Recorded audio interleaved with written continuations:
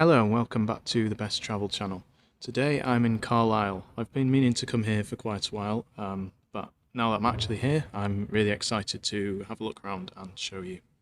Carlisle is one of England's most northerly cities and is around 10 miles from the Scottish border.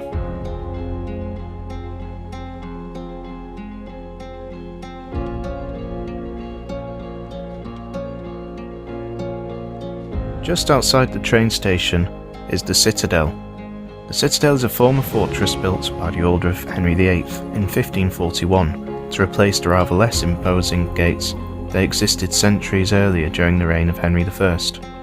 Like many castles and fortresses in the north, it later became a jail, and in the 19th century 2 new towers that we see today housed a court of assizes and were designed by Sir Robert Smirke and a certain Thomas Telford.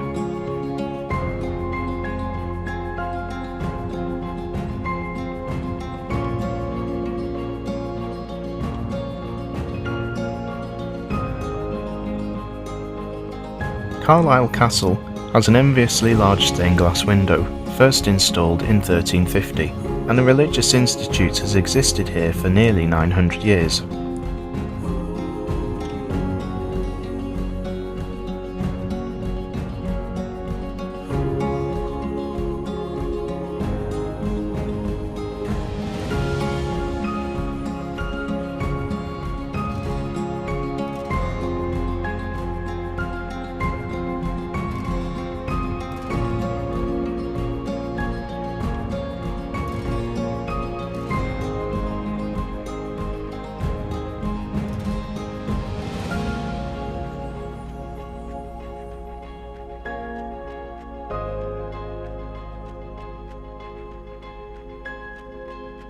If you're lucky to come here during Mass, you will smell the aroma of incense.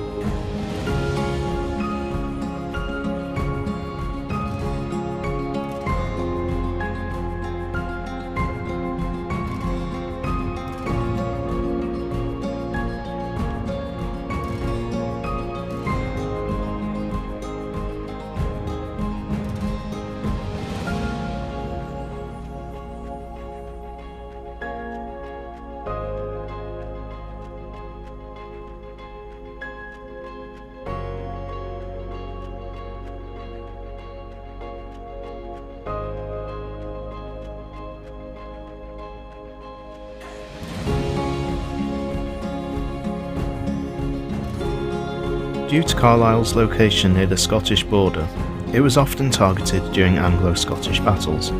Even in peacetime tensions were high.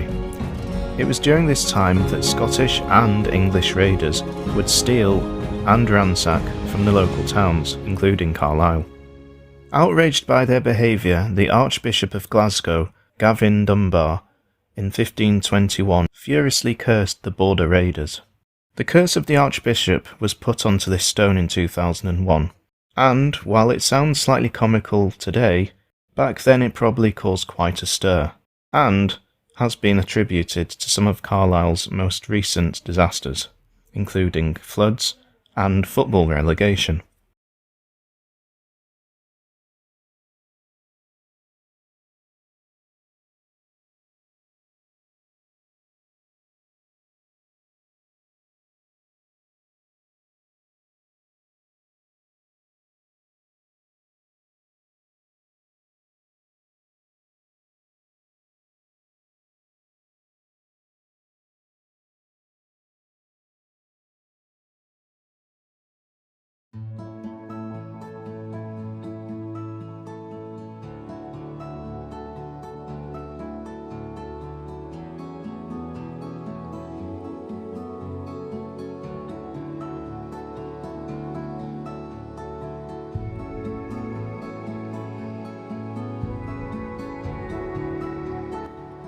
So above me is Carlisle Castle, and it was built on a Roman fort around the end of the 11th century. Now, a few people have governed this castle in its history, one of which was Robert the Bruce, who was from just across the border in Scotland, very famous. Now, around the 13th century, John Comyn III tried to ambush this castle. He failed. And around 12 years later, in a church in Dumfries, he was violently assassinated by Robert Bruce and a couple of more assailants. Now, here's where I come into it slightly. One of the assailants is one of my ancestors, Roger Kirkpatrick, and the legend says that he finished the job, or helped finish the job, and he said, I'll make sure. And that has become the motto, if you like, of the Kirkpatrick clan, which is my ancestral clan, and they are based in Dumfries. And I'm hoping I'll be able to show you around Dumfries and the castle one day.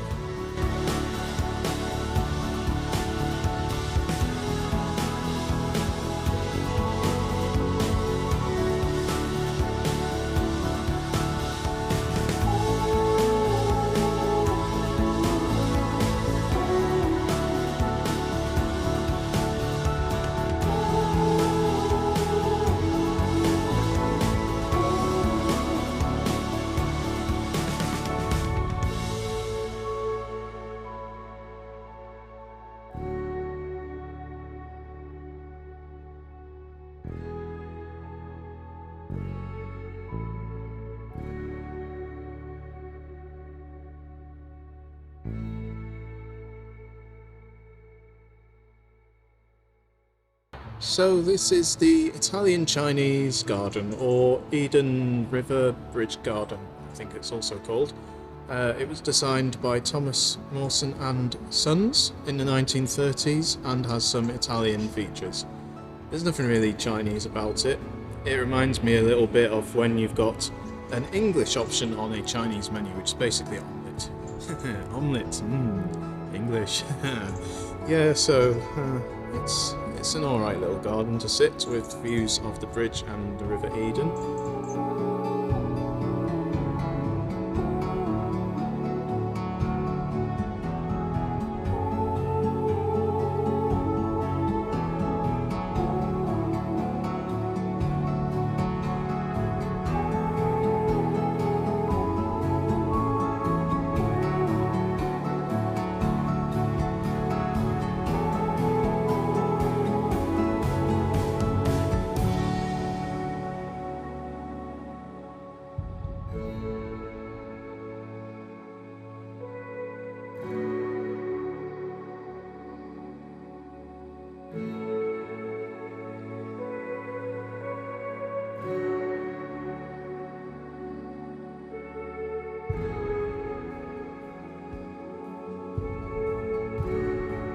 I'm off home now, but not for long, because next time I'll be going back to Cumbria and the Lake District to the market town of Kendal, so do be sure to join me then. Take care, bye!